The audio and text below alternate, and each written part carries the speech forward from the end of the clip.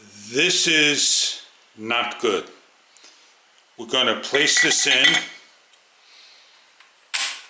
We're going to place the mechanism on, the cutting tool.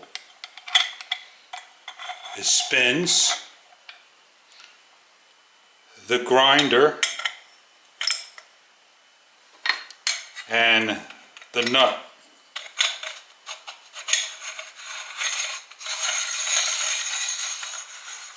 It is loose, it's not tight. We have play, and I'm going to spin it inside.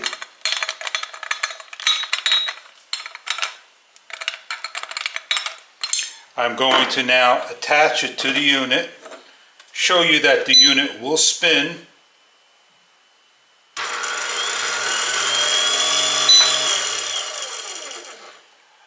We're going to push this in, lock it into place.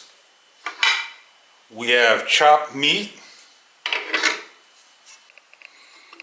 Going to turn the unit on so you can see it spinning. Throw the meat in. And we're stopping.